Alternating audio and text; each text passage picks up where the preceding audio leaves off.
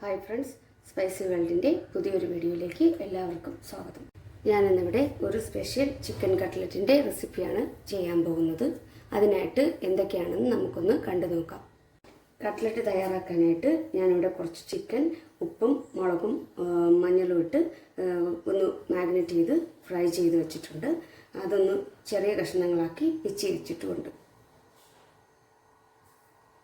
ഒരു 2 മീഡിയം വലിപ്പത്തിലുള്ള ഉരുളക്കിഴങ്ങ് ഒന്ന് വേവിച്ച് വെച്ചിട്ടുണ്ട്. ഒരു വലിയ സവാള ചെറിയ കഷ്ണങ്ങളാക്കി കട്ട് ചെയ്ത് വെച്ചിട്ടുണ്ട്. ഇനി ഇത് നമുക്ക് എങ്ങനെയാണ് ചെയ്യുന്നതെന്ന് കണ്ടു നോക്കാം.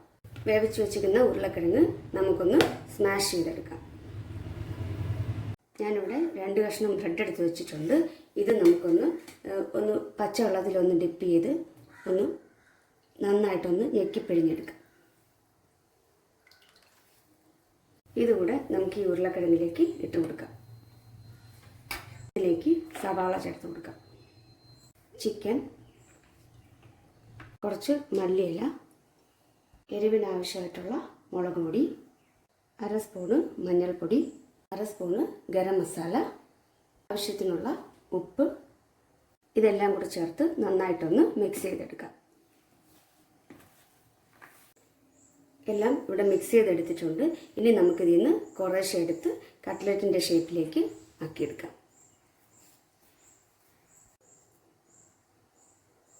ഇതുപോലെ തന്നെ എല്ലാം ഒന്ന് ചെയ്തെടുക്കാം.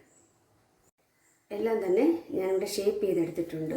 ഇനി നമുക്കിതൊന്ന് കോട്ട് ചെയ്തെടുക്കണം. അതിനായിട്ട് ഞാനിവിടെ 2 മുട്ട പൊട്ടിച്ച് വെച്ചിട്ടുണ്ട്. അതുപോലെ തന്നെ കുറച്ച് ബ്രെഡ് ക്രംസും എടുത്ത് വെച്ചിട്ടുണ്ട്. നമുക്കിതൊന്ന് മുട്ടയിൽ മുക്കി ബ്രെഡ് ക്രംസിൽ കോട്ട് ചെയ്ത് ഒന്ന് ഫ്രൈ ചെയ്തെടുക്കാം.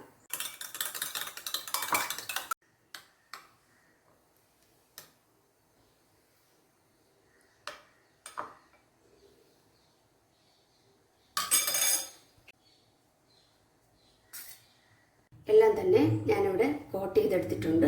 ഇനി നമുക്കിതൊന്ന് ഫ്രൈ ചെയ്തെടുക്കാം. അതിനായിട്ട് ഞാനൊരു പാൻ അടുപ്പിൽ വെച്ചിട്ടുണ്ട്. പാൻ ചൂടായിട്ടുണ്ട്. ഫ്രൈ ചെയ്യാൻ ആവശ്യമായിട്ടുള്ള ഓയിൽ ഒഴിച്ചു കൊടുക്കാം.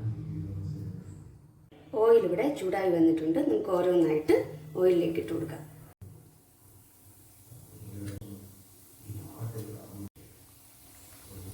കട്ട്ലറ്റിൻ്റെ ഒരു വശം മൂത്ത് വന്നിട്ടുണ്ട്. നമുക്കിതൊന്ന് മറച്ചിട്ട് കൊടുക്കാം. കട്ട്ലറ്റ് ഇവിടെ മൂത്ത് വന്നിട്ടുണ്ട്. നമുക്കിത് എണ്ണയിൽ നിന്ന് കോരി മാറ്റാം.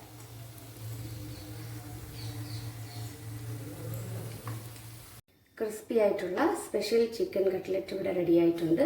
ഈ റെസിപ്പി ഇഷ്ടമായാൽ എല്ലാവരും ഒന്ന് ട്രൈ ചെയ്ത് നോക്കണം. അതുപോലെ നിങ്ങളുടെ കൂട്ടുകാർക്ക് ഒന്ന് ഷെയർ ചെയ്യണം. ലൈക്ക് ചെയ്യാനും സബ്സ്ക്രൈബ് ചെയ്യാനും മറക്കരുത്.